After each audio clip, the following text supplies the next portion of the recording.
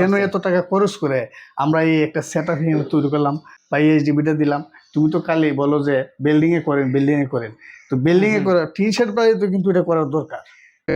এই যে miniature circuit ব্রেকারগুলো ব্যবহার করে, এগুলো কিন্তু তারা বুঝে না, না বুঝা ভাবে যে মিনিয়েচার সার্কিট ব্রেকারই মানুষকে সুরক্ষা দিয়ে থাকে। এটা সম্পূর্ণ ভুল।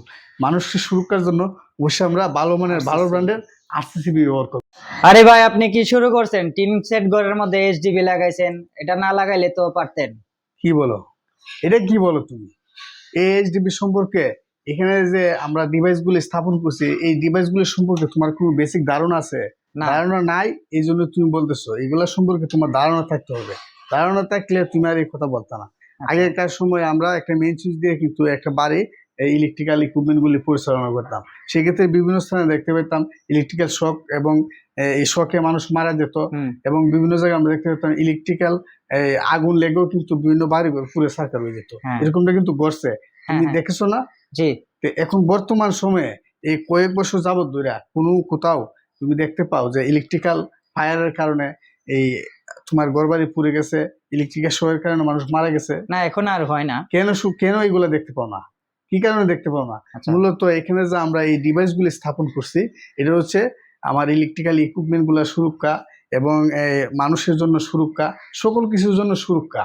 কেন বললাম সুরক্ষা? দেখো, আমরা প্রত্যেকটা রুমে, আমাদের এখানে যে টিনশেড বাড়িটা আছে, টিনশেড বাড়িটাতে 5টা রুম রয়েছে। 5টা রুমের জন্য আমরা 5টা মিনিয়েচার সার্কিট ব্রেকার ব্যবহার করছি, সিঙ্গেল পোল, কথা বুঝছো? এবং একটা ব্যবহার করছি আমরা আরসিসিবি। যে আরসিসিবিটা কি? আরসিসিবিটা হচ্ছে তোমার সর্বোচ্চ সুরক্ষা ডিভাইস। কোনো কারণে যদি আমার এই রুমের ভিতরে কারেন্ট লিকেজ হয়, সেক্ষেত্রে আরসিসিবিটা প্রোটেকশন দিবে। কোনো মানুষ এই ইলেকট্রিক্যাল শক খায়, সেক্ষেত্রে কিন্তু আরসিসিবিটা প্রোটেকশন দিবে। এই মিনিয়েচার সার্কিট ব্রেকারগুলো ব্যবহার করছি আমরা। প্রত্যেকটা রুমে কত এম্পিয়ার রেটিং ব্যবহার হবে, এই রেটিং অনুযায়ী আমরা এক একটা এমসিবি ব্যবহার করছি। এই রেটিং এর বাইরে যদি এম্পিয়ার নিয়ে থাকে বা ওভার কারেন্ট নেই এক একটা রুমে, তাহলে কিন্তু আমাদের এই এমসিসিবি গুলা সঙ্গে সঙ্গে, এবং যদি কোনো কারণে শর্ট সার্কিট হয়, তাহলে কিন্তু আমাদের এই এমসিসিবি গুলা ঠিক করবে।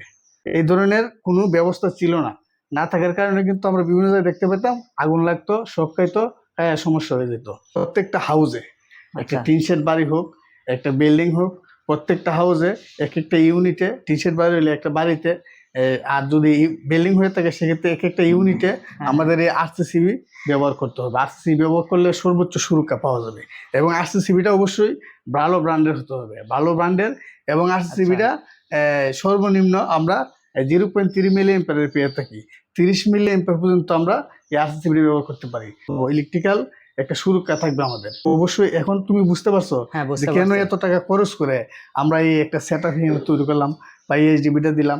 তুমি তো কালি বলো যে বিল্ডিং এ করেন, তো বিল্ডিং এ করা টিন শেড বাড়ি তো কিন্তু এটা করার দরকার, কথা বুঝতে পারছো? টিন শেড বাড়ি করলে সর্বোচ্চ সুরক্ষা পাওয়া যাবে এই এইচডিবি স্থাপনের মাধ্যমে। তবে অনেকে আমরা দেখতে পাই বিভিন্ন জায়গায় এই যে মিনিয়েচার সার্কিট ব্রেকারগুলো ব্যবহার করে, এগুলো কিন্তু তারা বুঝে না, না বুঝা ভাবে যে মিনিয়েচার সার্কিট ব্রেকারই মানুষকে সুরক্ষা দিয়ে থাকে। এটা সম্পূর্ণ ভুল। মানুষকে সুরক্ষার জন্য অবশ্যই আমরা ভালো মানের ভালো ব্র্যান্ডের আরসিসিবি ব্যবহার করবো।